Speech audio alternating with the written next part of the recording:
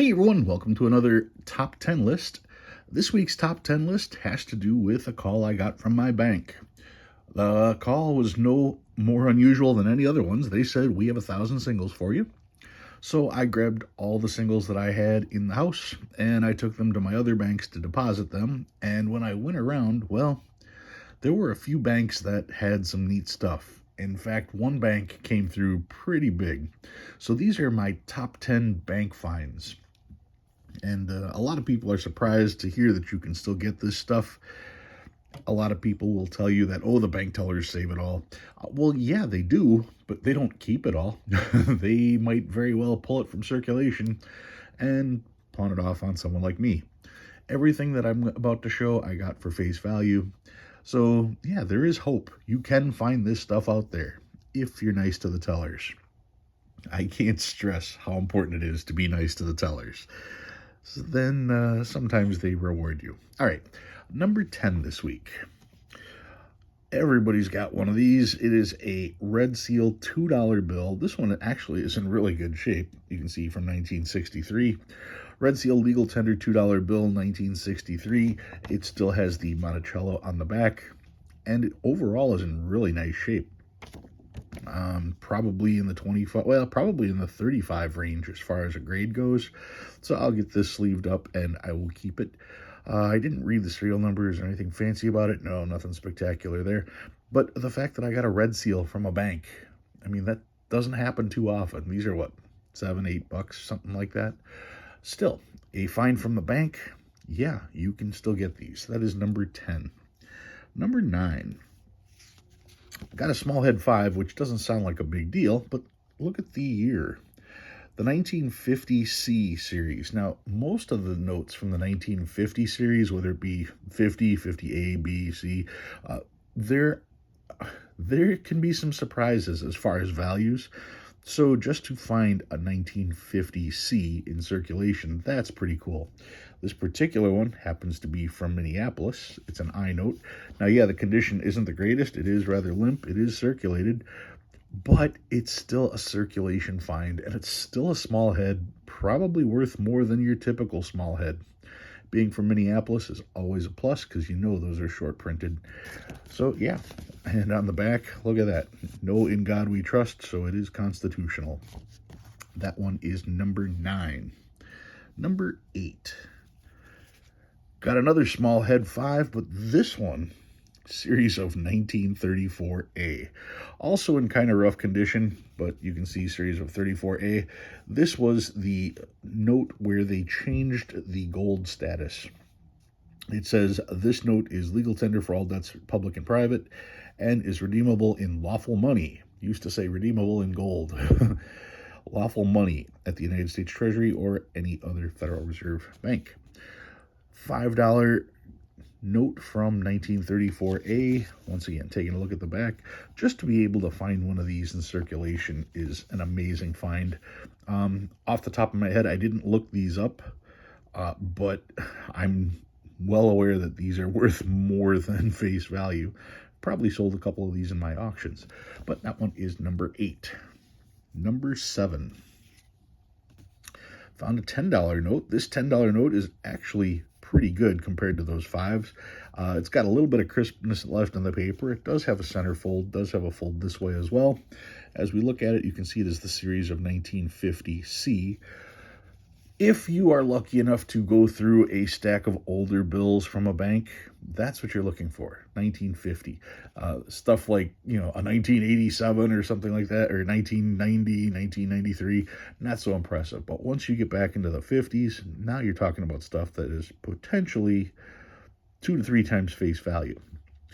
This one happens to be from Chicago. Once again, double checking the serial number, nothing fancy there. Taking a look at the back of this note. Very familiar design on the back of the 10. So that is the 1950 C. This one would be, what would that be? Number 7. 10987.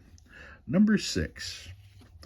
I did get a small head 50, and this one is, I don't want to call it crisp and circulated, but it does have excellent paper quality. It does have circulation, a little bit of circulation to it. It is slightly off cut. No big deal. Overall, for a what is this one? A 1981? Yeah, 1981 $50 bill. Can't really complain about the condition. Taking a look at the back of it once again. Just some light folds, a little bit of circulation on it, but overall, it still has a crispness to it. So for an 81 found in circulation, yeah, gotta love the 50s. $50 bills in and of themselves are fairly uncommon. So if you can find the older 50, especially in better condition, it almost doesn't matter. Any 50 is probably going to be worth something because they aren't used very often. I mean, they're used barely. They print about as many as they print $2 bills. So, well, maybe the $10 bill and the $2 bill are much more comparable, but then you get the 50, and you certainly don't see 50s very often. So that one is number 6. Number 5. I've got 2 of these. 2 silver certificates. These, here's from the 1957A, 1957B. I'll take the 1957B first. Does it have creases? Sure does. But it's a circulation find. Taking a look at the back. So yeah, it's seen some stuff, but overall, decent shape. I mean, I've got a bunch of silver certificates. That's the 57B. Here's the 57A. A little bit better shape. Got a little bit of crispness left to the paper. It's not completely wore out. Lots of handling from people holding it like that. So you can see it's got the dirt smudges right here in the center. Looking at the back of that one, once again, you can see people handling that note. That's how that gets there. People wanting to pass it out. So that one is a 57A and a 57B. Cool notes to find, especially in circulation, especially for getting them face value. That one is number 5. Those 2 are number 5. Number 4. 2 more silver certificates, but these are from the series of 1935D and 1935E. Hoping for a G, but no luck. 35D, 35E. Taking a look at those serial numbers. Do we find anything exciting there? No. We'll look at them one at a time. This 35D, checking it out once again. Plenty of circulation on this particular note. So, I mean, it's not like it's a mint note or anything of that. But to find a silver certificate at a bank, that is cool. Here's the 35E. This one's got a little bit of red. That looks like red ink from a teller stamp. Or is that just a crayon? I don't know. I can't tell. It's got red on it. Not too worried about it. No, it's not a bleeding forehead George Washington. Because somebody will put it on eBay as that. No, it is not. It's just circulation damage there. 35E, looking at the back. Nothing spectacular on the back either. But 2 1935 series silver certificates. Not what I expected to bring home from the bank today. That is number 4. Number 3. This one's in decent shape for what it is. It's a 1934A $20 note. The $20 bill from 1934A, you can see this one is from New York. It does have the hard centerfold. The paper is kind of limp. A little bit of life left on the paper, not much. The corner is just folded over. It's still intact. Yep. And this one is, I want to say that's the darker green, not a light green. Looking at the back of the 20, you can see it does have a little bit of writing on it. Maybe I'll take my gum eraser and see if I can't work that pencil out, because it's pencil. It should be able to come out pretty good.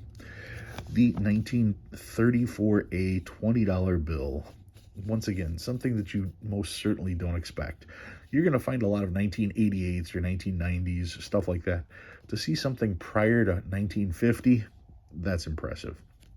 So that was number 3. If you guys want, you can check the book prices on these for actual values. I'm not going into it for this video. I'm just proud to have gotten these at the bank because people say you can't get them. Like I said, this was all today. Number 2, I got a $10 note, and this one, I'm not going to call it crisp, but it does have a lot of life left in the paper. You can see it is a 1934A $10 note from Chicago. Double checking the serial number to see, nope, nothing special about it. Slightly thin on the top and on the sides. So what? That's not an error. People are going to try to call it an error. It's not. Looking at the back of the note, once again, this one also has a little bit of pencil mark on the back. I can probably get that out with a gum eraser, and I will probably try that afterwards.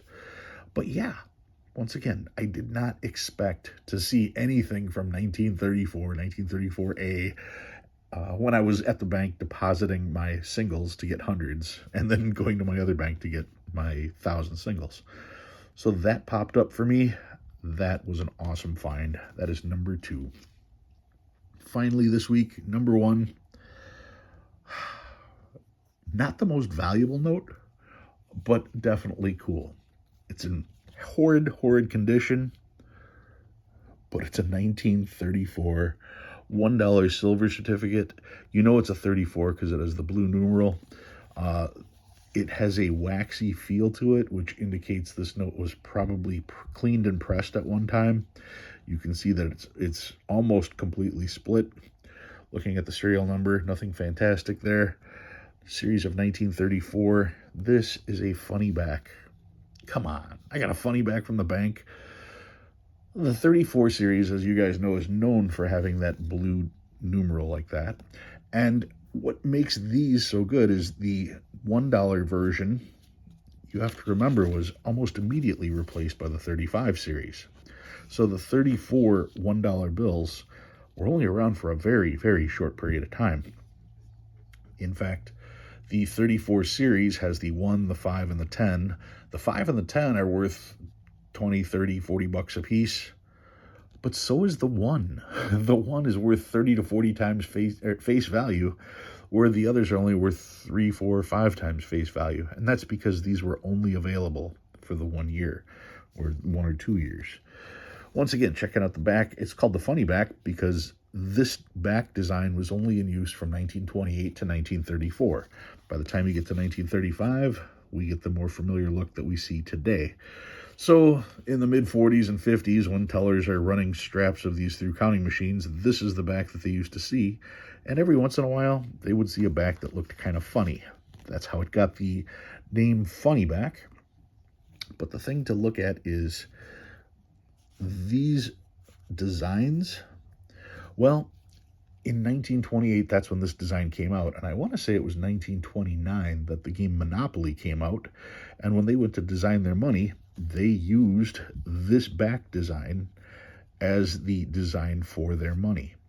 So if you've ever said that this looks like Monopoly money, you've got it backwards. Monopoly money looks like this. So those were my 10 bank finds. Certainly not what I was expecting when I went to the bank today, but certainly good enough to make a video. If you learned anything new this week, go ahead and hit that like button. If you like what you see and you want to see more, please subscribe. Love reading all your comments. Thanks for watching. I'll see you next time.